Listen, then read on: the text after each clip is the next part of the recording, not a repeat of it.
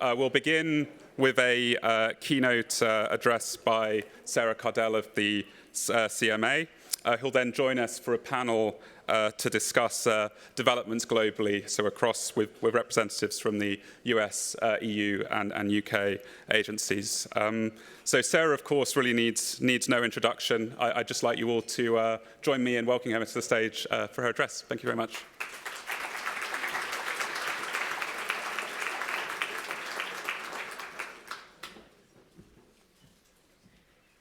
I won't take offence, Ollie, that you suggested everybody needed a lot of caffeine before listening to this keynote. But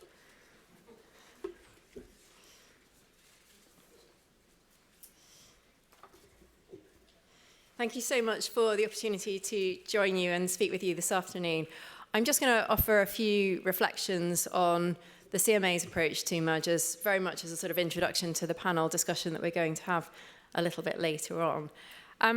I think it's fair to say that over the course of 2023, we've seen a really continuous focus on how merger control decisions are being taken, both in the EU, in the UK, and indeed internationally. And there's been a particular focus, I think, in relation to cases involving digital and technology markets. Now, speaking very much for the CMA, we remain committed to ensuring that our substantive analysis keeps pace with the competitive dynamics of the markets and the transactions that we review. And we certainly haven't shied away from both taking and defending robust decisions to protect UK consumers and UK businesses, as is our mandate under our UK laws. But as an organisation, the CMA takes immense pride in our approach. We are independent, objective, and evidence-based in the way that we carry out our merger control investigations. And we also strive to make sure that our processes are fair and transparent, that merging parties can engage fully and openly with our decision makers, and to make sure that we hear from a whole range of third parties who are affected by the mergers that we are reviewing. We're also an organisation that highly values international cooperation, and I know that's something that we will come on to discuss a little bit more in the panel later. But ultimately, our job applying UK merger control is to take decisions that protect UK businesses and UK consumers from the very handful of anti-competitive mergers that some parties may seek to progress. Now, as some of you might be aware, last month the CMA announced a package of reforms to our merger control process. We think that the merger control process in the UK works very well, but we're an organisation that looks to learn and evolve. And we want to make sure as we go forward that the UK merger control regime continues to operate as effectively as it possibly can. So as part of this keynote, I want to touch on some of those proposed reforms. But first of all, I'd just like to offer some opening thoughts on our substantive approach to merger control, particularly in fast-moving and dynamic markets. Now, I think it's fair to say that in recent years, we've seen an increase in the number of deals being assessed in dynamic and rapidly evolving markets, especially, but of course not exclusively, in relation to digital and technology markets. And I think it's now really very widely recognised that this is an area where, as was established through a number of independent studies a number of years back, that across all jurisdictions, really, there's been historic under-enforcement when it comes to merger control in digital markets. So it's only right, I think, that over the last few years, agencies across the globe have taken the time to reflect on how we assess mergers in dynamic markets to make sure that we are applying the right analytical framework, to make sure that our approach is keeping up with the markets that we're reviewing. And this is certainly a journey that in the UK, the CMA has been on over the last couple of years, both in the course of our decisional practice, but also in the updates to our merger assessment guidelines, which actually we put out back in 2021, so a significant update now a couple of years back. But a number of the updates that were included in those guidelines picked up issues around potential and dynamic competition, competition in innovation, how we deal with uncertainty, many of the themes that we also see reflected in a number of the proposals in the draft revised US guidelines. And I just want to pick out two cases which will be familiar, I think, to all of you as examples of the way in which in the UK we've approached the assessment of merger control in relation to digital and dynamic markets. So the first of these is the Metagiffy case. Again, I'm sure very familiar to many of you. But it's a really good example of where the CMA has intervened to prevent an incumbent established player buying out a nascent competitor. And what we were looking at there really was the nature of the dynamic competition that was at play with Giphy. Now, Giphy had already established a competitive presence in the US in providing display advertising through its innovative paid alignment advertising service. And this was something that they were looking to roll out internationally, including considering entering into the UK. So we found evidence that Facebook and other market participants were also interested in monetizing this same or similar social media features, and that absent that merger, Facebook would increasingly have had an incentive to respond to that dynamic competitive threat that was being posed by Giphy. So what we focused in on in this merger was the loss of that dynamic competition between Meta and Giphy. And we found that the merger would have resulted in a substantial lessening of competition. That analysis was upheld by the Competition Appeal Tribunal in the UK, and it reflected the analytical framework that we had set out in our merger assessment guidance. I think provides a sort of textbook example now of a good way to look at how we assess dynamic competition in our merger assessments.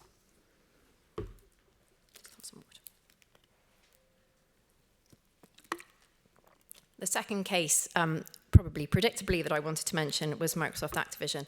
Not to talk particularly about remedies at this case, but just to talk about the substantive assessment and the analytical framework that we applied there. And I think also important to emphasize that this was very consistent, I think, with the approach the European Commission also took in looking at the issues in this deal.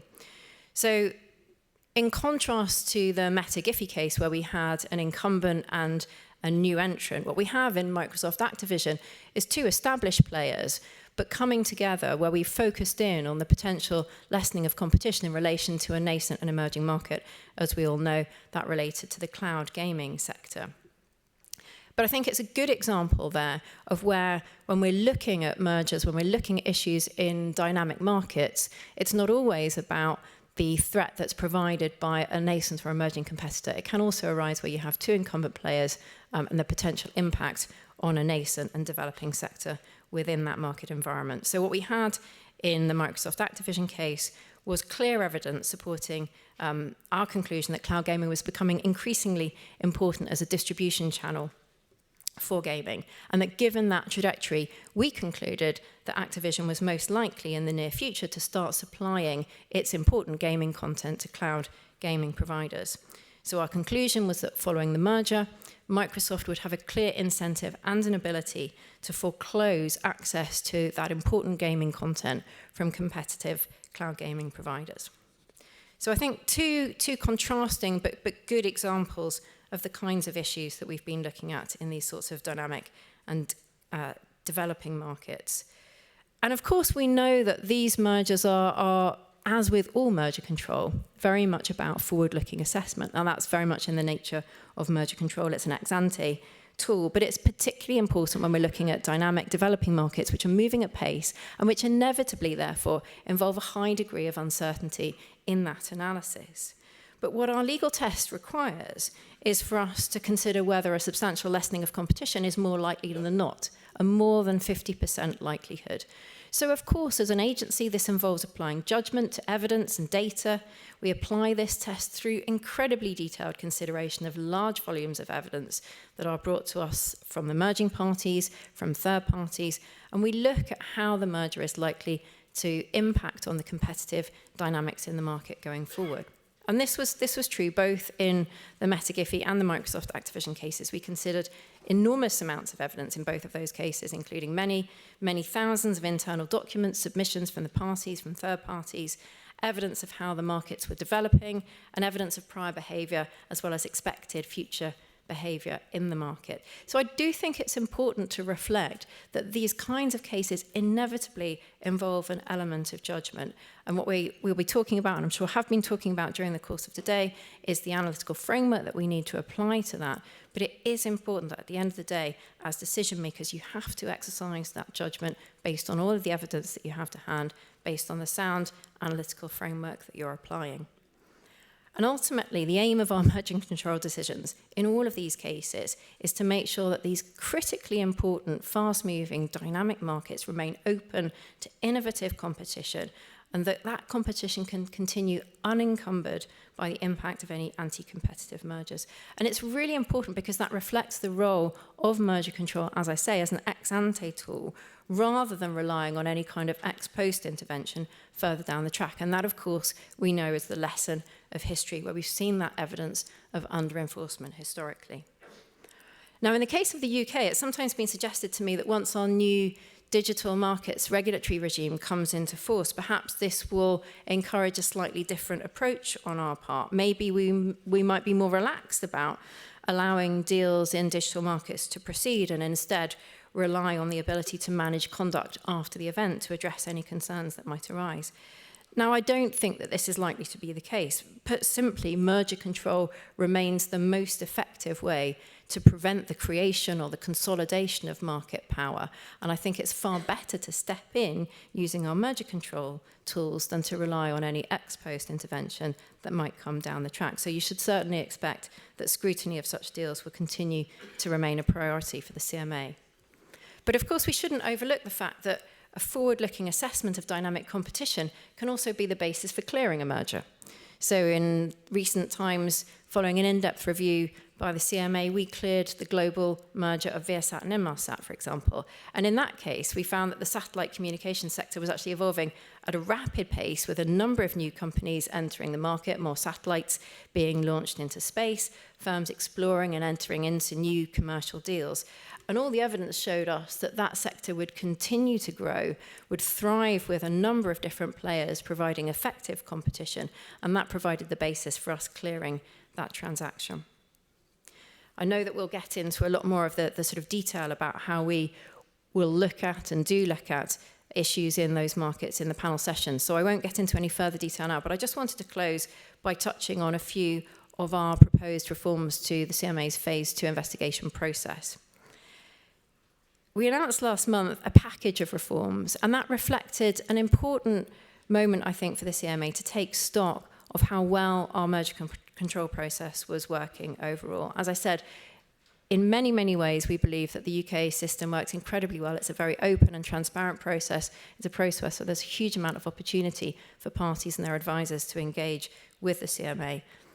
But as with any organisation, we take pride in our ability to reflect and look for opportunities to do things even better. And it's a good moment for us to do that. The CMA is coming up to our 10-year anniversary next year. The merger control rules that we have in place, we largely inherited from the Competition Commission, which preceded the CMA.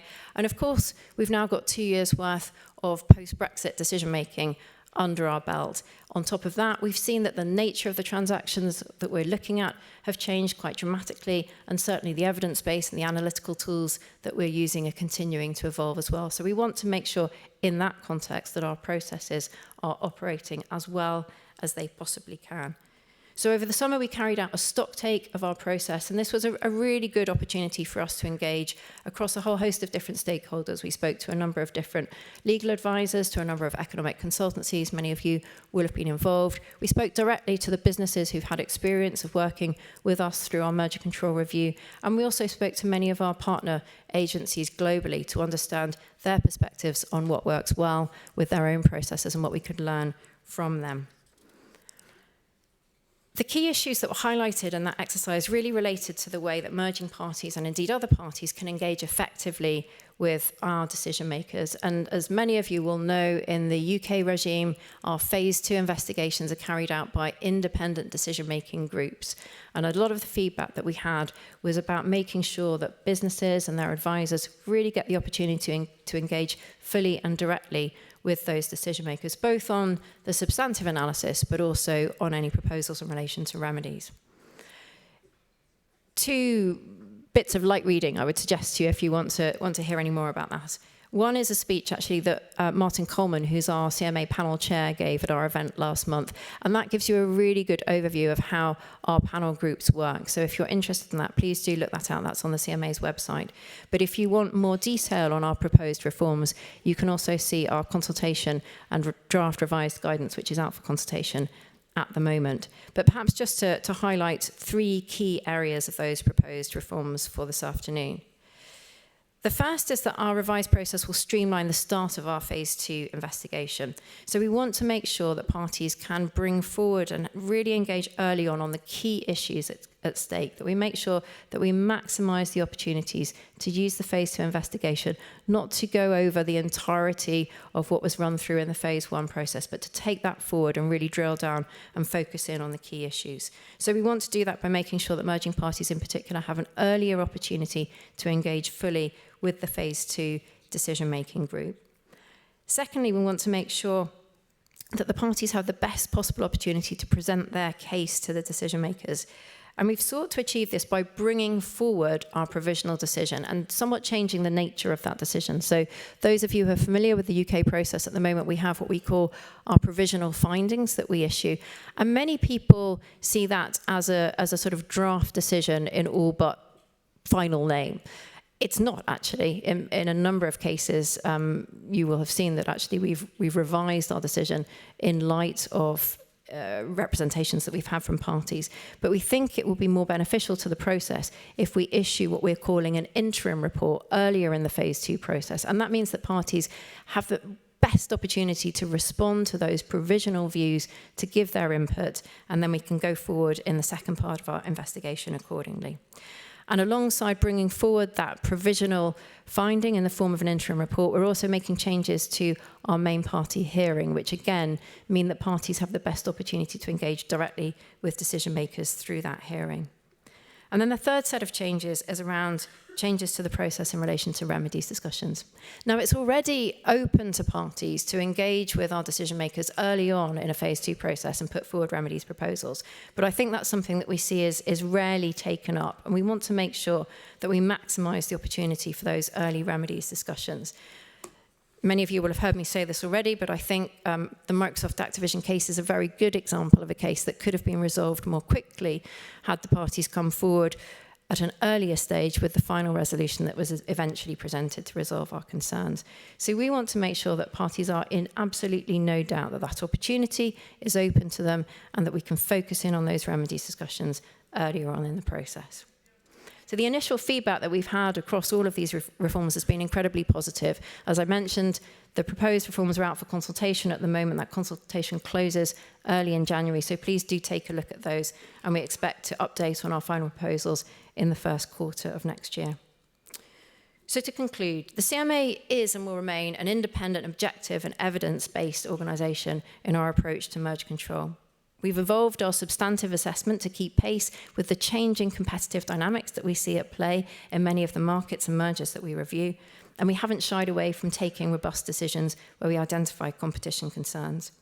But at the same time, we're committed to ensuring that merging parties have an opportunity to engage fully and openly with our decision makers, that our processes are transparent, and that there are opportunities to resolve our concerns. So looking ahead, I'm confident that UK merger control remains well placed to maintain competitive markets in the UK for the benefit of people, businesses, and the wider economy. And I'm very much looking forward to our panel discussion. Thank you.